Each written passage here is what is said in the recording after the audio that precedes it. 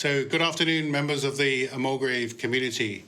I'm very pleased to be able to connect with you on Instagram Live again on my regular Wednesday session. First things first, I hope that you're all well and safe and healthy. The sunshine in BC seems endless at the moment. It's such a wonderful time.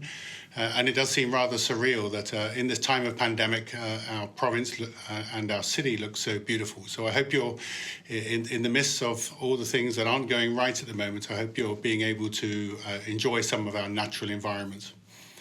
Last week on Instagram Live, I answered a couple of questions from our community, and my intention is to do the same again this week. Last week, I answered two questions. One is, how am I doing during the pandemic? And the other question was, when is the school still closed? Sorry. This week, I'm going to answer two more questions. One has come from a parent, and that is, how is e-learning going? Which is a great question, a really important question. The second question is from one of our grade 2 students, and the question was, when will we be back in school, Mr. Wray? Which is an interesting question. So those are the two questions I'm going to answer this week. So let me first of all talk about how e-learning is going. And I guess the most important question is, how do I know how e-learning is going? And I'm happy to answer that because over the course of the last 2 weeks, and we have been going on e-learning for 2 weeks now, I've had a chance to get lots of feedback directly from teachers, feedback directly from parents, some direct to me, but much of it through the coffee mornings and the connections that our principals are making, and also lots of opportunities to get feedback from teachers. I've also had the privilege to drop into some lessons as well, and I know that the principals and vice principals in each division have been doing the same. So we have a pretty comprehensive picture of how everything is going up to this point. And I have to say, and this isn't me just looking at things through rose-tinted glasses, I have to say, on the whole, things are going really well. We've been really pleased with how the students have been learning. Also really pleased with the progress that the students are making. Although this is a challenging situation to teach entirely online, I think we are making the best of it. The students and the teachers are making the best of it. And there is certainly lots of learning going on, but also, as importantly, lots of connections as well. Because in this time of isolation, it's really important that we do remain connected with each other. So when we talk about e-learning, of course, there is a huge difference between the kind of e-learning, in inverted commas, that is going on with our 3 and 4-year-olds and the early years division, and the kind of e-learning that's going on with our grade 11 and 12 students. And I guess as parents and families, most people will have a particular lens on e-learning, which is restricted to the children in a particular division.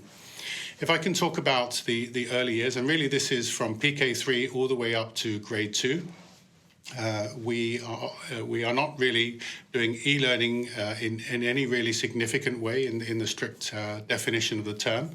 But what the teachers are doing is they're sending packages of materials home for parents to work with their children. I know we absolutely got the balance wrong at the beginning with in grade 2 in particular, where it looked as though parents should be full-time teachers instead of trying to manage their own lives and their own work. So we've cut back a bit on that, and I think we've just about got the balance right now. So children are doing activities at home with support of parents, but some of those activities can be done on their own as well. The really interesting thing in the early years is that we're getting increasing demands for the children, even at 3 years old, to connect synchronously. And I was speaking to the vice principal of the early years this morning, and she was describing how they're getting groups of children together on iPads and connecting them together, connecting them with their teacher. So that's quite interesting. But I think things have been going very well at that end of the school.